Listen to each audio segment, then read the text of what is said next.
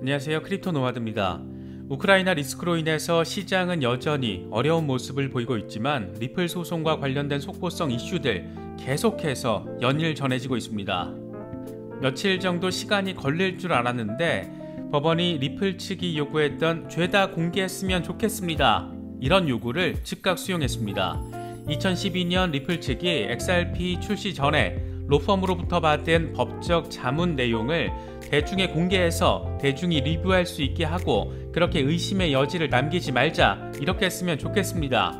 이렇게 리플 측이 법원에 요구를 했는데 법원이 곧바로 오케이 승인을 냈고 리플 측은 무려 30페이지에 달하는 퍼킨스 코이의 법적 자문 분석 내용을 모두 공개했습니다. 미쳤다 진짜.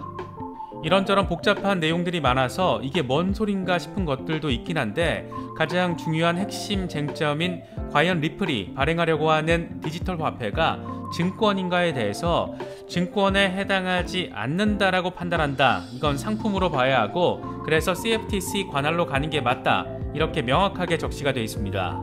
로펌 퍼킨스 코이 역시 리플이 출시하려는 디지털 화폐에 대해서 SEC가 딴지를 걸 가능성이 존재한다라는 부분도 인지했던 것으로 보이는데 그러면서 몇 가지 전제 조건들, 그러니까 SEC의 증권법 소송에 휘말리지 않기 위해서 필요한 조치들도 함께 설명을 했습니다. 리플은 물론 이런 분석들을 적용해서 XRP를 출시했고 출시 이후 8년 동안 아무런 문제 없이 프로젝트는 순조롭게 그것도 아주 잘 진행이 됐습니다. 더 골 때리는 부분도 있는데 법률 자문 내용 가운데 리플이 발행할 디지털 화폐에 대해서 SEC가 별다른 판매 금지 조치를 하면 또 모르겠지만 그게 아니라면 이건 증권이 아니란 거야. 이렇게까지 분석을 했다라는 겁니다. 리플사 입장에서는 출시 8년 만에 난데없이 XRP가 증권이다. 이렇게 주장하면서 소송을 낸 SEC 행태가 더 납득이 안 될 수밖에 없었던 그런 상황이 아주 명백하게 존재했던 겁니다. 진짜 이렇게 싹 다 공개가 될지 몰랐는데 일단 개인적으로는 이게 30페이지에나 달하는 것에 먼저 놀랐고 이렇게 구체적으로 대응해야 되는 방안들, 혹시나 하는 상황들 이렇게 상세하게 디테일하게 포함되어 있다는 점에서 더 놀랐던 것 같습니다. 리플 측이 괜히 최근 들어서 부쩍 자신감을 내보였던 것은 아닌 것 같습니다. 이번 영상에서는 2012년 리플이 어떤 법적 근거로 XRP를 당당하게 출시를 했고 2020년 왜 SEC가 난데없이 소송을 냈고 남아있는 핵심 변수 어떤 것들이 있는지 싹 다 정리해 보도록 하겠습니다. 본격적인 시작에 앞서서 좋아요와 구독 또 알림 설정을 꼭 부탁드리겠습니다. 영상 제작에 아주 큰 도움 된다는 말씀 함께 드립니다. 그럼 시작하겠습니다. 리플 소송의 분위기 전환 속도에 가속도가 붙고 있는 것 같습니다. 2012년 리플사의 외부 로펌의 법률 자문 내용을 모두 공개하자라는 리플 측의 요청을 법원이 하루 만에 허가를 했습니다. 모든 것을 공개해서 의심의 여지를 남기지 않으면 좋겠다라는 크리스 라슨, 리플 공동 창업자의 의견을 법원이 적극적으로 수용을 한 겁니다. 리플 측은 말 그대로 30페이지에 달하는 당시 법률 자문 분석 결과를 싹 다 공개를 했습니다. 리플 측 제임스 필란 변호사는 긴급 속보 이런 표현과 함께 자신의 트위터를 통해서 모두 공개해버렸습니다. 법원이 리플 측에 공개하라고 한 2012년 법률 자문은 두 가지 종류가 있습니다. 먼저 하나는 2012년 2월에 받은 법률 자문 내용이고 또 다른 하나는 2012년 10월에 받은 내용입니다. 모두 로펌 퍼킨스 코이로부터 자문을 받았습니다. 여기서 중요한 부분은 2012년 10월의 법률 분석 결과입니다. 퍼킨스 코이는 2012년 2월 자문의 경우에는 만약 리플의 디지털 화폐가 이른바 ICO 방식으로 판매가 된다라면 SEC가 증권으로 바라볼 수 있다 이렇게 자문을 했는데 이후에 리플 측은 사업 계획을 바꾼 뒤에 다시 자문을 받았고 이게 2012년 10월의 자문 내용입니다. 일단 간단하게 요약을 하자면 퍼킨스 코이는 리플이 발행하려는 디지털 화폐를 SEC가 증권이라고 바라볼 여지가 약간 스몰 존재하지만 우리의 최종 결론은 이건 증권으로 보기 어렵다라는 것이다. 이게 핵심이라고 할 수 있습니다. 퍼킨스 코이는 우리는 리플이 발행하려는 디지털 화폐가 증권법에 따른 증권의 속성을 가지고 있지 않다라고 판단한다. 판례법을 살펴봐도 이런 부분을 생각해 볼 수 있다. 물론 SEC가 우리의 분석에 동의하지 않을 가능성이 조금 있긴 하다. 만약 리플사와 창업자들이 이걸 투자 기회로 포장해서 판매를 한다라면 이건 SEC가 투자 계약으로 바라볼 수 있게 만들 수 있고, 이렇게 되면 이건 연방증권법의 관할에 들어가게 된다, 이렇게 설명했습니다. 교환 수단으로서의 상품으로 가야지 투자 계약으로서 증권으로 갔다가는 골치 아픈 일이 생길 수 있다는 점을 이미 이 당시에 상황 분석이 제대로 됐던 겁니다.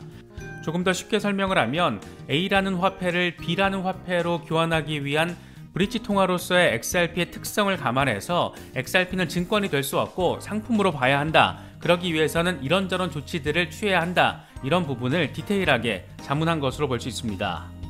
그러면서 퍼킨스 코인은 사람들이 리플 크레딧이 미래에 전달받게 될 상품으로 바라보고 계약을 한 것이라면 이건 상품 거래법에 따른 규제를 받게 된다. 리플 크레딧, 그러니까 XRP에 대한 미래 계약으로 바라보고 접근하고 실제로 그렇게 된다면 이건 당근 상품선물거래위원회 CFTC의 관할이 되는 것이다. 이렇게 분명하게 적시를 하고 있습니다.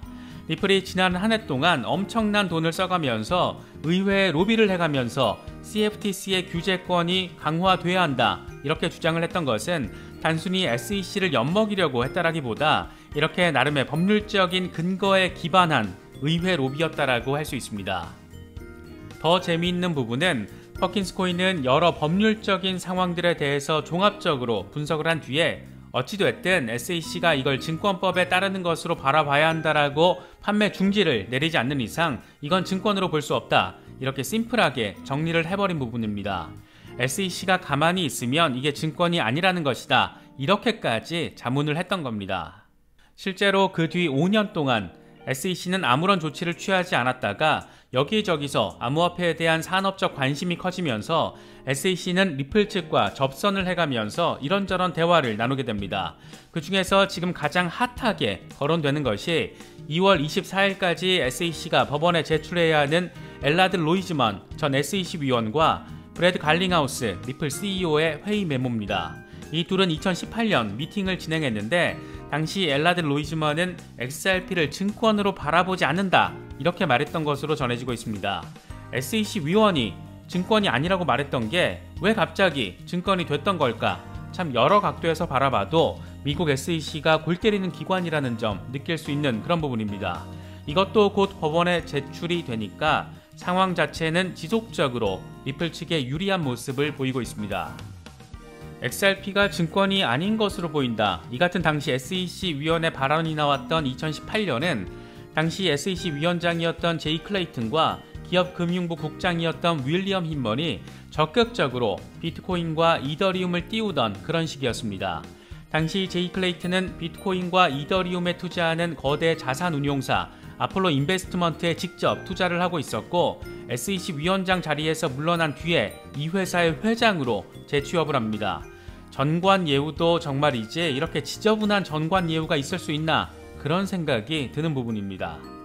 윌리엄 힌먼의 경우에는 원래부터 이더리움을 띄워야 하는 이더리움 얼라이언스 소속 로펌 심슨 대처에서 일을 했고 SEC 고위 임원으로 일하는 동안 이더리움은 증권이 아니다 이렇게 공개 발언을 하면서 이더리움의 시세를 대놓고 띄운 인물입니다. 물론 이놈도 역시 SEC를 떠난 뒤에 다시 심슨 대처의 고문으로 재취업을 하게 됩니다. 고문 중에서도 선임 고문. 이처럼 SEC의 당시 최고 임원들이 자신들의 사익을 추구하기 위해서 SEC에서 일하는 동안 사실상 로비스트로 활동한 것 아니냐 이 같은 의혹이 자연스럽게 제기가 됐고 정보기관 감시 시민단체인 인파월 오버사이트는 이걸 다 묶어서 소송을 제기한 상태입니다. 이 부분에 대해서도 어떻게 판단이 나오느냐 역시 리플 SEC 소송에 상당한 영향을 미칠 수 있는 그런 부분입니다. 정리하면 이렇습니다. 리플은 2012년 두 차례에 걸쳐서 XRP 출시 전에 이와 관련해서 법률 자문을 받았다. 이게 여차하면 증권법 대상이 될 수 있으니까 이런 여지를 없애고 상품답게 상품으로서 규제를 받게 하는 게 좋다. 이런 자문을 받고 리플은 사업 계획까지 바꿉니다. 그렇게 아무런 문제 없이 잘 지내다가 2018년 리플은 SEC와 접선을 하게 되는데 당시 SEC 위원은 리플 CEO에게 XRP가 증권이 아닌 것 같은데? 이런 말을 하게 됩니다. 그러고 나서 별일 없다가 2020년 갑자기 SEC는 리플을 상대로 소송을 냅니다.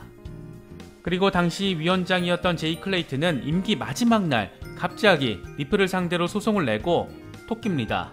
어디로 토꼈나 했더니 비트코인과 이더리움에 투자를 하는 거대 자산운용사 회장 자리였고, 함께 로비스트처럼 활동했던 윌리엄 힌먼 역시 이더리움 얼라이언스 소속 로펌으로 다시 돌아가서 잘 먹고 잘 살고 있습니다. 그러다가 이것들이 자리를 이용해서 사익을 추구했다, 이런 의혹으로 소송을 당한 상태입니다.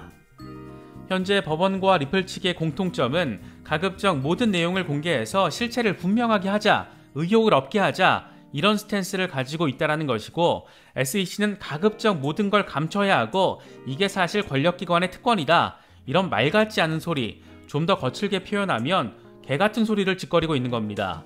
그런데 이걸 어쩌나 법원은 계속해서 리플 측의 손을 들어주고 있습니다.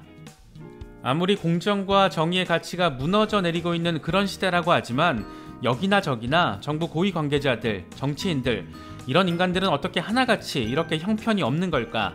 이런 생각을 요즘 부쩍 자주 하게 되는 것 같습니다. 그래도 리플 소송 자체는 리플의 우호적인 모습을 보이고 있고 투자 시장 전체가 흔들리고 있는데도 XRP는 여전히 황소 세력이 주도권을 가지고 있는 그런 모습을 확인해주고 있는 만큼 이런 부분들 종합적으로 바라보시면서 투자 스탠스 잘 유지하실 수 있으면 좋겠습니다. 이게 결국에 멘탈 싸움인데 잡스러운 정보가 너무 많이 수용되면 이건 멘탈 잡는데 결코 도움이 되지 않는 것 같습니다. 이럴 때일수록 커뮤니티에서 거론되고 있는 쓸데없는 소리들 지나치게 집중하지 마시고 전반적인 상황 돌아가는 큰 틀 바라보시면 조금은 더 도움이 되지 않을까, 그렇게 생각되기도 합니다. 이번에 준비한 영상은 여기까지입니다. 조만간 리플 소송과 관련해서 의미 있는 결과물 접할 수 있기를 바라고 또 기대해봅니다. 영상이 도움이 되셨다면 좋아요와 구독 또 알림 설정을 꼭 부탁드리겠습니다. 영상 제작에 아주 큰 도움 된다는 말씀 함께 드립니다. 언제나 성투하시기를 기원하겠습니다. 시청해주셔서 감사합니다. 지금까지 크립토 노마디였습니다.